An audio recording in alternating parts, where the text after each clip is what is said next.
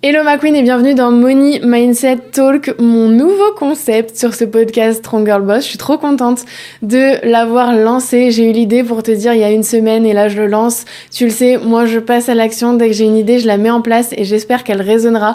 Mais je suis certaine que tu vas kiffer le concept. Money Mindset Talk, c'est quoi? C'est moi qui vais te parler argent, qui vais te parler moula, qui vais te parler de comment je prends mes décisions qui impliquent de l'argent pour qu'elles soient pas drivées par mes peurs et donc par un mindset que j'appelle de pauvre, mais bien un mindset de riche qui n'a plus trop de croyances limitantes autour de l'argent. Tu le verras, j'en ai toujours, mais je vais te montrer comment j'essaye de les surmonter pour que tu puisses, toi, dans ton quotidien, développer ton money mindset et pouvoir prendre des décisions plus avancées que ce que tu pourrais faire si tu écoutais peut-être les gens autour de toi et que tu n'avais pas ce discours que je vais te partager dans ces épisodes-là. Comment j'ai eu l'idée de ce concept? En fait, j'ai été ultra challengée sur la fin 2024, début 2025 en termes de money mindset. Tu le sais si tu me suis, j'ai été rattrapée un petit peu par les impôts à droite à gauche, j'ai été plutôt mal conseillée en termes de comptabilité et donc je me suis retrouvée à devoir changer en urgence de type de société, etc.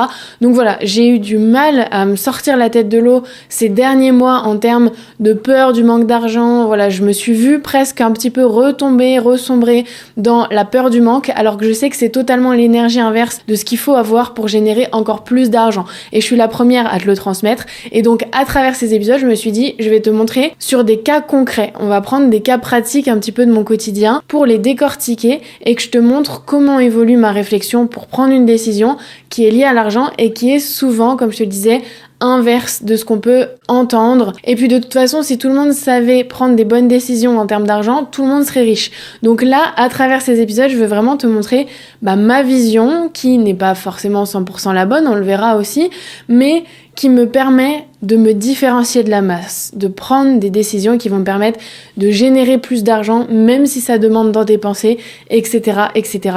Et donc, comme moi-même, j'ai été challengée alors que je pensais avoir un niveau de money mindset qui était déjà avancé, je me suis rendu compte qu'en fait, peu importe notre niveau, peu importe l'argent qu'on a sur notre compte, on a toujours des peurs et des croyances liées à l'argent qui reviennent. Et donc, je me suis dit, à l'époque, quand moi, j'avais vraiment zéro skills en termes de money mindset, j'aurais adoré écouter des épisodes dédiés à ça. Et même moi, là, sur ces derniers mois, j'ai cherché des ressources pour m'élever encore plus. Et franchement, je trouvais que c'était des ressources qui étaient quand même de niveau débutant. Donc, à travers ce podcast, j'aimerais t'emmener aussi au niveau intermédiaire. Parce que c'est bon, on a lu la psychologie de l'argent, on a lu Père riche, Père pauvre. Maintenant, on va aller plus loin avec des cas concrets que vivent les entrepreneurs, les créateurs de contenu au quotidien dans leur business et aussi dans la vie perso. Donc ça, je vais t'emmener avec moi à travers mes aventures.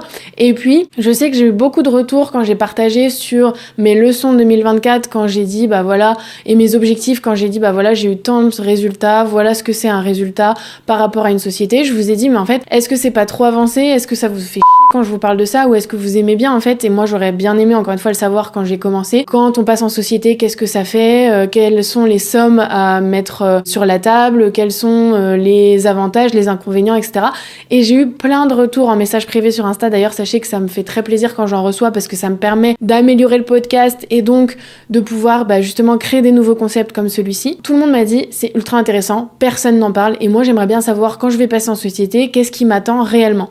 Donc voilà un petit peu le mood et le pourquoi du comment de ce concept. Je me suis dit, moi je dois me remettre en place avec un bon money mindset et je vais te partager comment je fais dans mon quotidien. Et surtout, je sais que m'écouter parler comme ça d'argent, te partager ma vision te permettra d'être beaucoup plus lucide sur toi aussi tes prises de décision, de pouvoir réécouter ces épisodes au moment où tu en as besoin pour ne pas laisser tes peurs et tes croyances prendre la place et ne pas te permettre d'atteindre en fait ta vie de rêve. Parce que malheureusement, si tu continues à prendre des décisions avec ton mindset de pauvre, tu ne deviendras jamais riche. Et ça, c'est vraiment la plus grande leçon et ça va être le fil conducteur en fait de ces épisodes, c'est de se dire qu'est-ce que ferait la version que je veux devenir, la personne riche de moi, quelle décision elle prendrait là tout de suite. Et c'est ça qui va te permettre d'atteindre ce niveau. C'est pas d'attendre que ça tombe du ciel, un jour je serai riche et donc je pourrais prendre ces décisions. Non, ces décisions, elles se se prenne maintenant. Donc pour ce premier épisode, j'ai déjà plein d'autres sujets en tête, donc je pense que je vais t'en sortir pas mal cette année des Money Mindset Talk, mais le premier, c'est celui que je suis en train de vivre vraiment à l'heure actuelle, au moment où j'enregistre cet épisode et au moment où tu l'écouteras, c'est l'achat de ma nouvelle voiture. Alors c'était pas du tout prévu, je vais t'expliquer un petit peu ce par quoi je suis passée. Le fait aussi que ce soit pas prévu et qu'il y ait un petit peu d'urgence a failli me faire prendre des décisions un petit peu qui sont pas vraiment alignées avec ce que je veux par la suite.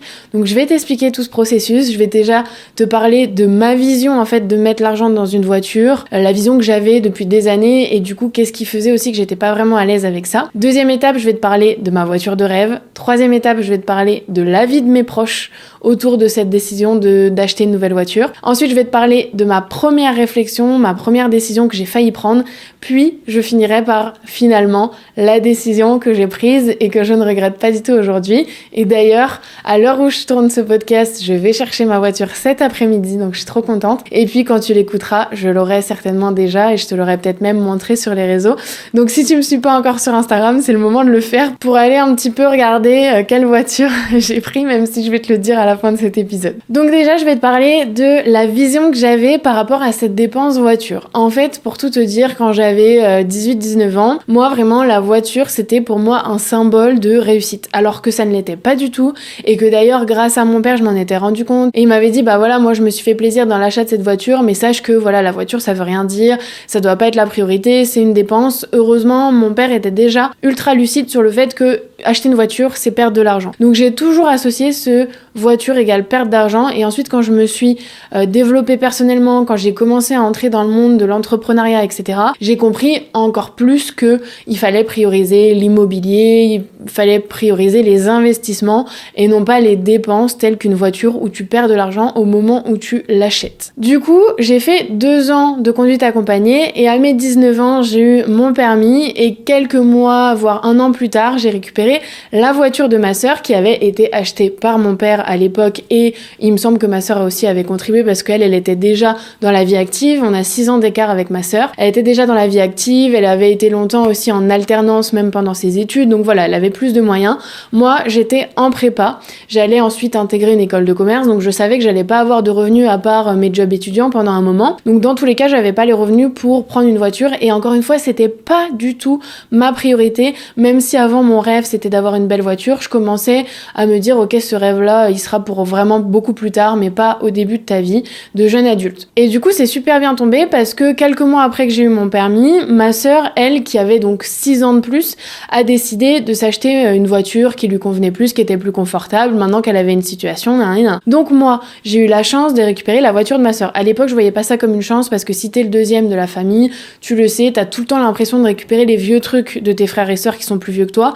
Mais en vrai, aujourd'hui, quand j'y repense et quand j'ai écrit ce podcast, je me suis dit, tu te rends pas compte de la chance que t'as eu à ce moment-là de récupérer une voiture qui ne te coûtait rien, à part l'essence que tu mettais dedans. Et encore, quand j'étais étudiante, j'ai eu la chance d'avoir beaucoup d'aide financière de mon père. Enfin, je dis beaucoup, non, pas beaucoup, mais le loyer, il y avait une part qui était aidée, l'essence, les courses et tout, parce que clairement, à part mes jobs étudiants, j'avais pas du tout de revenus. Et donc, j'avais cette chance-là que je réalise aussi à l'heure actuelle. Donc, j'ai eu la chance de récupérer une voiture qui est la voiture que j'ai toujours à l'heure actuelle et que je vais du coup laisser cet après-midi. Donc, je vous avoue être un petit peu émue parce que c'est ma voiture de cœur en fait, mais je suis super fière encore plus de passer d'une voiture vraiment une Fiat Punto Grande à 250 000 km à la voiture que je t'annoncerai tout à l'heure. Donc ça fait des années maintenant, ça doit faire 6 ans que je roule avec cette voiture par intermittence parce que j'ai été 6 mois à l'étranger en Suède, ensuite j'ai été 6 mois en stage de fin d'études à Paris, donc j'étais pas non plus une grande conductrice, c'est pour ça que vraiment la question de la voiture encore une fois, elle s'est pas du tout posée jusqu'ici et j'étais en mode je croise les doigts pour que cette voiture elle tienne le plus longtemps possible parce que vraiment je ne veux pas mettre de l'argent par les fenêtres dans une voiture. Sauf que on savait bien que ce qui devait arriver arriva et donc fin d'année dernière, même milieu d'année dernière, il y a des petits signaux qui sont apparus sur la Fiat en mode coucou, je vais bientôt crever, je vais bientôt te lâcher donc maintenant il faudrait trouver des solutions. Donc moi j'étais un petit peu dans le déni parce que pareil j'ai mon copain qui lui avait une voiture donc s'il fallait qu'on fasse des grands trajets etc. on pouvait prendre prendre sa voiture, donc vraiment la mienne, elle servait juste à aller au sport, à aller chez mes parents quand on n'avait pas la voiture de mon copain, et donc encore une fois, pas du tout prioritaire. Sauf que elle commençait à m'envoyer des petits signaux en mode le clignotant droit marche une fois sur 15, des fois il y a le voyant moteur qui s'allume, tu sais pas pourquoi, mais j'étais en mode ok, pour l'instant j'ai pas de solution, donc on verra et au pire j'aurai pas de voiture. Sauf que fin d'année, donc je passe les détails, mon chéri a plus de voiture pendant une période, en plus donc on utilisait beaucoup plus la mienne, donc elle s'est usée encore plus je pense, et comme si ça ne suffisait pas, à la fin de l'année, entre Noël et le jour de l'an, j'ai eu un petit accident dans le garage, j'étais pressée, j'allais au CrossFit et je me suis pris un énorme trottoir qu'il y a dans ce garage. Franchement ce truc je peux plus me le voir, le mur il est défoncé tellement de gens ont dû prendre ce truc, donc j'ai pas du tout abîmé la carrosserie et tout, mais j'ai abîmé la roue. Et autant vous dire qu'une roue de voiture à changer sur une vieille voiture qui ne vaut plus rien, donc les 2 pneus neufs à l'avant, etc., tu remets 300 balles dans ta voiture, alors que tu sais même pas si elle va passer au contrôle technique, parce qu'il y avait ce sujet-là aussi, que le contrôle technique approchait et que c'était quasiment sûr qu'elle passerait pas. Donc autant vous dire que j'allais pas remettre des pneus neufs sur cette voiture. Je n'ai pas eu le choix que de me dire ok, là, il va falloir prendre une décision. Et de toute façon, t'as quand même besoin d'une voiture. Là, j'ai mon séminaire ce week-end, donc qui sera passé au moment où le podcast sort, où il faut que j'y aille. Donc j'empruntais la voiture de mon père, etc. Mais là, je me suis dit à un moment, Mathilde, t'as une bonne situation maintenant. Une voiture, c'est quand même nécessaire. Du coup, je me suis dit, comment je fais ? Qu'est-ce que je prends ? Et je peux vous dire que ça a commencé quand même depuis quelques mois à me titiller, de me dire, meuf, tu fais des mois à 100 000 euros et tu roules en Fiat Punto avec la porte qui grince. Enfin, c'était plus une question de confort qu'une question de qu'est-ce que les gens vont dire de moi. Mais moi, je me disais, en fait, je mérite mieux, maintenant j'ai la possibilité d'avoir mieux, il faut quand même que je me pose cette question. Donc tu l'auras compris, la question s'est vite posée. Et du coup, je vais te parler maintenant de ma voiture de rêve. Depuis des années, je fais des vision boards. D'ailleurs, je t'apprends à les faire avec moi. Si t'as pas vu la vidéo YouTube, qu'est-ce que t'attends ? Et je fais des vision boards et sur ces vision boards, je mets en général des grosses voitures et notamment, j'ai en tête depuis plus d'1 an une voiture, si tu le sais, tu sais ce que je vais te dire, si tu me suis depuis un moment, le Q2, qui est un SUV Audi, le plus petit, parce que moi je fais principalement de la ville, etc. J'habite en ville, je travaille en ville, donc le plus petit SUV, pas parce que c'est le moins cher, mais surtout parce que c'est le plus pratique, parce que moi je l'adore, franchement je le trouve trop beau. Et du coup je m'étais dit, l'année prochaine, je me souviens, l'année dernière, au moment de mon anniversaire, j'ai fait un vœu que je devrais pas dire, mais c'est bon, maintenant c'est passé, qui était d'avoir cette voiture et tout. Et donc, vraiment, je me disais, quand j'aurai une voiture, peu importe le temps que ça prendra, j'aurai cette voiture-là. Donc l'avantage que j'ai, c'est comme je te disais, cette voiture, elle va principalement servir à aller pour mes séminaires, à faire des déplacements professionnels la semaine, etc. Donc j'ai la chance, qui n'est pas de la chance, qui est due à mon travail depuis des années, mais j'ai la chance de pouvoir avoir une voiture sur ma société qui sert à mes déplacements professionnels, mais comme je suis la gérante, elle peut me servir aussi dans ma vie personnelle. Donc je me suis dit, ok, de toute façon, comme tu le sais, je me suis fait essorée par les impôts, donc en perso j'avais plus un rond, j'ai des dividendes qui vont tomber, ça je t'en ai parlé dans un autre épisode, donc potentiellement j'aurais pu me dire je m'en sers pour acheter une voiture, mais ma vision de la voiture n'a pas changé, c'est-à-dire que je trouve que c'est une dépense inutile, je ne veux pas acheter une voiture neuve ni d'occasion à titre personnel, donc la solution qui s'est proposée à moi, c'est de faire un LLD sur ma société. LLD, ça veut dire je loue en gros une voiture et dans 3 ans, je peux rechanger pour une voiture neuve et voilà, je paye en gros pour un service chaque mois qui est de rouler dans ma voiture. Donc la voiture m'appartient, mais m'appartient pas à 100%. Tu vois ce que je veux dire ? Je vais pas la revendre, elle va pas m'appartenir à la fin, mais moi j'en ai rien à secouer puisque encore une fois, je sais que c'est perdre de l'argent d'avoir une voiture, donc j'ai pas envie de devoir la revendre derrière, de s'il y a des soucis devoir m'en occuper. Là, la LLD, il y a la moindre panne, le moindre souci technique, je peux te dire que je l'emmène au garage et il me prête une voiture et moi je ne m'occupe pas de ça et surtout je ne lâche pas un rond dans un truc qui me fait perdre de l'argent. Je paye tous les mois un certain prix pour ma voiture, pour me déplacer, etc. Mais s'il y a un truc, je sais que ça me coûtera pas plus cher. Donc même pour une société, c'est avantageux parce qu'en fait, tu sais à peu près, après des fois si t'as un accident, t'as une franchise, etc. Mais tu peux te faire à peu près un budget à l'année de savoir ma voiture elle va me coûter tant, mais tu rajoutes rien. Parce qu'en perso, je peux te dire que tu te dis ma voiture, je l'achète et puis on n'en parle plus. T'as les révisions, t'as les trucs à changer, t'as le contrôle technique, t'as tous ces trucs qui te rajoutent de l'argent et puis si t'as la moindre panne, si c'est plus garanti, tu l'as dans là où je pense. Donc ça c'était hors de question pour moi et donc je me suis dit voilà je vais faire une demande. Et moi j'avais un peu peur parce que j'ai que 6 mois de société puisque avant j'étais auto-entrepreneur, sauf que comme j'ai eu un bilan positif, mon dossier est passé et donc ils m'ont validé le financement de ma voiture. Donc bref, je me suis dit je vais aller voir dans les garages, etc. Donc je vais voir dans un garage puisque je vais te parler de l'avis de mes proches. Donc moi, au début, j'avais fait une demande sur Audi pour être rappelée, etc. J'avais pas eu le temps de répondre au mec qui m'avait rappelé vraiment quasi 1 heure après, j'étais occupée. Donc entre-temps, je vais voir mes proches, etc. Et on me dit « Non mais Audi c'est hors de prix, tu vas pas t'acheter une Audi là alors que c'est ta première voiture, ça vaut pas le coup. Et puis vraiment c'est pas super fiable. » Moi la fiabilité je m'en fous parce qu'encore une fois si j'ai un problème c'est le garage qui s'en occupe. Mais voilà, c'était l'avis de mes proches qui, eux, ont toujours acheté aussi des voitures en perso, des voitures potentiellement d'occasion, qui savent que c'est de l'argent perdu et de l'argent par-dessus les fenêtres. Donc moi, je me disais, oui, mais bon, mes proches, comme je te le conseille, s'ils sont pas là où tu veux être, bah tu dois pas les écouter dans tes prises de décision. Donc je me disais, oui, ok, je vais les écouter, oui, ok, je vais aller voir chez Volkswagen pour un T-Roc, mais moi je sais que je mérite de rouler en Q2. Je décide d'aller en effet chez Volkswagen, mais je décide aussi d'aller chez Audi pour être sûre de ne pas regretter, pour être sûre de prendre une décision qui est alignée à ce que je veux et ne pas me faire influencer par mes proches et par la suite regretter. Parce qu'un LLD c'est 3 ans, donc je me suis dit j'ai pas envie là de prendre une décision dans l'urgence et de regretter pendant 3 ans. Même si 3 ans ça passe vite, à un moment j'avais envie que ma voiture ce soit une décision qui m'appartienne et que je regrette pas par la suite. Donc je me rends chez Volkswagen, le monsieur, donc je choisis le T-Roc puisque il y avait le T-Cross ou le Taigo mais les autres je les aime pas, donc le T-Roc qui globalement dans la taille etc est la version similaire du Q2 chez Volkswagen. Il me propose des solutions en 3 ans machin comme je vous ai expliqué, avec ou sans apport, des mensualités. Ensuite, quelques jours plus tard, je vais chez Audi. Donc j'essaye le T-Roc l'après-midi et j'enchaîne avec l'essai chez Audi. Donc j'essaye le T-Roc, je me dis franchement c'est bien, tu vois, c'est une belle voiture. La meuf elle roule en Fiat Punto, je vais pas cracher sur le truc. Mais j'avais encore mon Audi en tête et vraiment comme moi quand j'ai un truc en tête, j'arrive pas à me l'enlever quoi. Et donc je vais chez Audi, là l'accueil rien à voir, les mecs ils te demandent si tu veux du thé au citron menthe, menthe forte ou menthe douce, etc. Les mecs ils sont vraiment, c'est un accueil évidemment digne de ce que tu payes, hein, faut se le dire. Audi c'est beaucoup plus cher, donc t'as aussi le service, t'as l'expérience client à laquelle moi je suis très sensible. Donc je t'avoue que quand j'ai mis un pied dans Audi par rapport à Volkswagen 2 jours avant, j'étais là en mode c'est ça que je mérite. J'ai le rendez-vous avec le mec, il m'explique machin, je demande pour avoir un noir parce que j'étais partie aussi sur un T-Roc noir, en stock parce que j'avais quand même un besoin urgent d'avoir une voiture parce que contrôle technique, parce que les pneus, parce que machin, et aussi parce que je me suis dit si jamais je peux avoir ma voiture pour mon prochain séminaire, ce serait génial. Donc je lui demande du stock et au final j'essaye un Q2 qui pareil, évidemment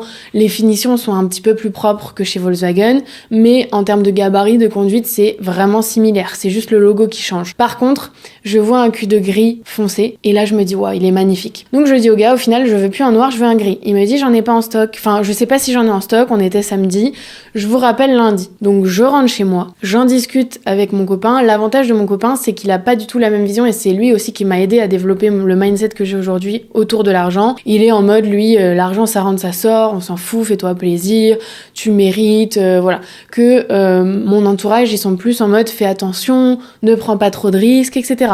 Donc j'ai vraiment 2 poids 2 mesures. Donc je rentre et dans la voiture je lui dis écoute, moi je pense que je mérite de rouler en Audi, je pense que je peux me le permettre, je sais que ça va me motiver aussi à générer encore plus d'argent dans mon business, ça me mettra jamais dans le rouge. En gros pour t'expliquer c'est 200 balles d'écart par mois entre un T-Roc et un Q2. Chez les gens qui n'ont pas de business etc qui pensent à leurs finances personnelles, 200 € c'est énorme par mois. Moi dans mon business 200 balles c'est que dalle, enfin c'est pas que dalle, là à l'heure actuelle oui parce que j'ai des clients et tout, mais je me dis générer 200 € pour moi maintenant c'est facile au niveau où j'en suis, donc c'était pas du tout le prix un facteur de décision et donc je me suis dit comme l'argent n'est pas un sujet, bah je vais aller chez Audi parce que je mérite de rouler en Audi parce que je m'étais fait depuis des années cette vision de la réussite c'est aussi lié à ta voiture, la réussite c'est montrer aux autres que t'as de l'argent et ça passe potentiellement par la voiture que t'as alors que c'est totalement l'inverse. Enfin, c'est pas l'inverse, mais en gros, ça veut rien dire. Tu peux rouler en Audi et pas avoir un Pécor et être endetté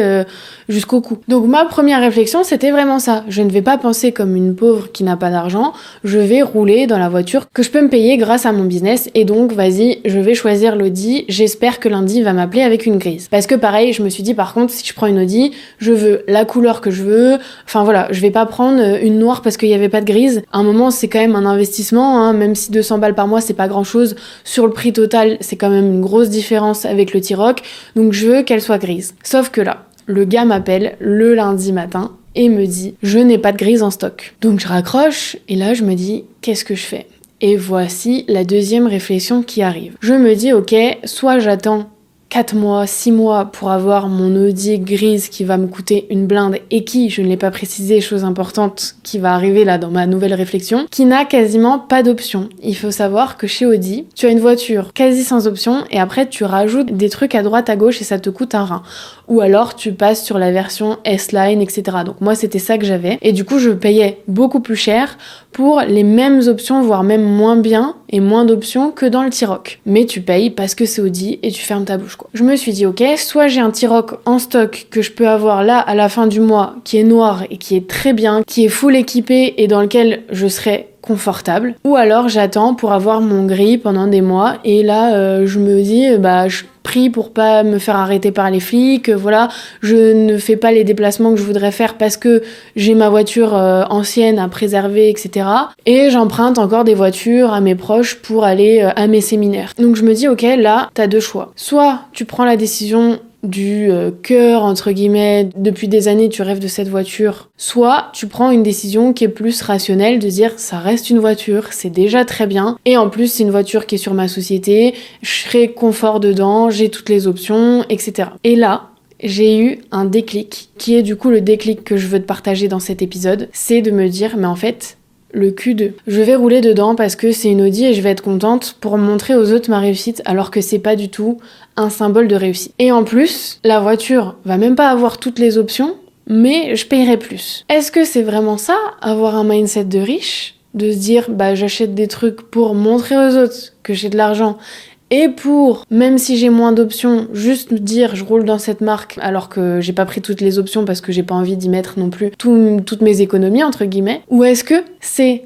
d'avoir le confort, d'en avoir rien à secouer de ce que les autres peuvent dire de « Oh, elle roule en Volkswagen » alors que personne au monde ne va se dire ça parce que j'ai 26 ans et je suis capable, grâce à ma société, au business que j'ai créé, de rouler en T-Roc, de passer d'une Punto à 250 000 km à un T-Roc tout neuf, full équipé. Je me suis dit, mais en fait là, t'es en train de vouloir réaliser le rêve de quelqu'un que tu n'es déjà plus. Et ça, c'est très profond comme réflexion et c'est vraiment pour ça que je me suis dit, ces épisodes, ils vont être game changer parce qu'en fait, moi, je suis arrivée à un niveau de money mindset où je pense à des trucs que personne autour de moi penserait ou que j'ai pas entendu dans des podcasts, etc. Je me suis juste dit, mais en fait, cette voiture-là, c'était ton rêve quand t'avais pas d'argent. Parce que tu pensais que la réussite, c'était une voiture. Parce que tu pensais que la réussite, c'était montrer aux autres que tu réussis à travers des biens matériels.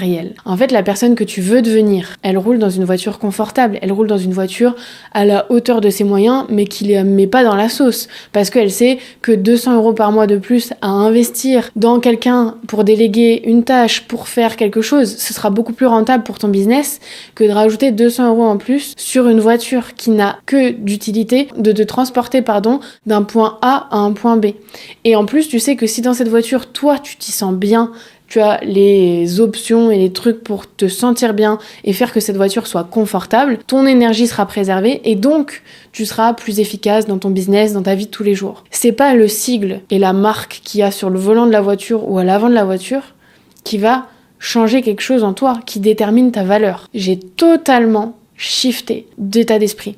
J'ai dit adieu à mon rêve de pauvre qui était le Q2. Et peut-être que, et je dis pas attention, peut-être que dans 3 ans, je prendrai un Q2, mais je prendrai un Q2 full option, de la couleur que je veux, etc., etc.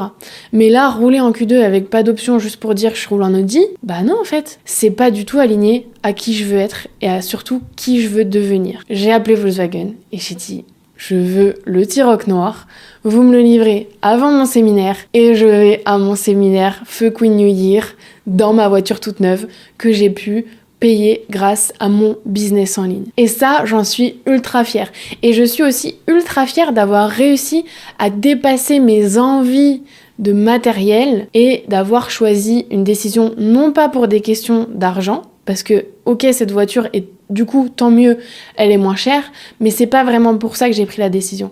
C'est me dire, je veux que ce soit confortable, je veux que ce soit quelque chose qui me génère et me procure de la joie, mais pas qui me rajoute une charge financière sur les épaules, etc. Parce que cet argent, je l'ai certes, mais c'est pas parce que je l'ai que je dois le dépenser dans un truc où ma vision n'a pas changé. Une voiture, tu perds de l'argent. Et donc, je vais pouvoir développer encore plus mon business, investir cet argent supplémentaire entre guillemets, ou en tout cas que je dépense pas dans d'autres choses qui seront beaucoup plus profitables pour moi et pour mon business. Donc je suis ultra fière parce que c'est quand même une très belle voiture que j'ai choisie, mais du coup en fait je suis super fière parce que je me dis j'ai pas eu besoin d'avoir mon Q2 pour me rendre compte que c'est pas ce dont j'avais besoin, que c'était un caprice, que c'était une dépense qui valait pas la peine. J'ai eu assez de recul pour prendre la décision de moi-même et pas faire une erreur ou en tout cas quelque chose où je me serais dit dans 3 ans c'était pas la meilleure décision que j'ai prise. Donc je suis trop contente et il faut savoir un truc, c'est ouf, c'est que je me suis dit en plus, moi, tout ce qui arrive, c'est jamais grave. Par exemple, j'étais un petit peu déçue quand le gars de Audi m'a appelé pour me dire il y a pas la grise en stock. Mais j'ai vu ça comme un signe. Je me suis dit en fait, si elle n'est pas en stock, c'est que c'est pas la voiture dont tu as besoin et que tu vas conduire actuellement tout de suite. Peut-être que dans 3 ans, il aura full stock je prendrai peut-être un Q5, enfin tu vois, j'en sais rien. À ce moment-là de ma vie, c'était pas la voiture qui était faite pour moi.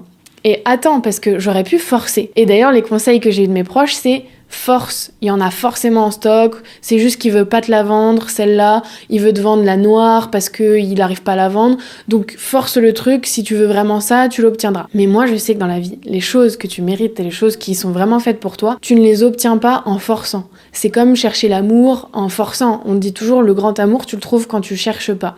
Eh bien, pour tout le reste de ma vie, je pense comme ça. Et donc, je me suis dit, ma voiture, là, s'il me dit qu'il y en a pas, je vais pas forcer à aller en chercher une. Je vais me dire, ce qu'il y a à ma portée et donc ce qui va enclencher toute la nouvelle réflexion que je viens de te partager, c'est la noire qui est en stock chez Volkswagen.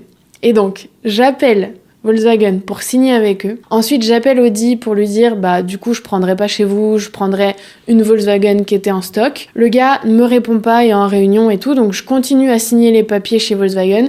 J'acte avec Volkswagen à 100%, c'est bon, je la prends. 10 minutes après, le gars de chez Audi me rappelle et me dit « J'ai eu votre message et j'ai réussi à trouver une grise en stock. » Et donc là, encore une fois, j'aurais pu forcer. J'avais 14 jours pour résilier chez Volkswagen, j'aurais pu encore succomber à mes pulsions de fille qui veut forcément rouler en Audi et tout, et dire « Bon j'annule Volkswagen et je prends la grise chez Audi. » Eh bien non, je me suis dit, je n'ai pas forcé. J'aurais pu obtenir ce que je voulais par la force, mais je pense que derrière, j'aurais eu des soucis, ou enfin voilà, c'est pas ce qui aurait été aligné avec moi. Et même si le gars me rappelle, j'ai la force d'esprit de lui dire c'est trop tard. Et le gars, je pense, dans 3 ans, si je reviens chez lui, je peux te dire que là, il va pas vouloir m'embrouiller, en fait. Il va se dire, elle, s'il y a un truc qui lui va pas, elle va chez la concurrence, donc je vais direct lui donner ce qu'elle veut. Voilà la personne que je veux devenir, voilà la personne que je veux être, et du coup, je suis super fière d'avoir pris ces décisions, je suis super fière de passer à une super voiture par rapport à ce que j'avais avant. Même si c'est matériel, c'est quand même un signe de réussite, en tout cas personnel. Les autres, ce qu'ils en pensent, j'en ai rien à secouer. Je serais ravie d'avoir aussi ton retour sur ce premier épisode de Money Mindset Talk. Est-ce que tu en veux de nouveau? Et je te dis à la semaine prochaine pour un podcast plus traditionnel dans mon podcast Strong Girl Boss. Bisous!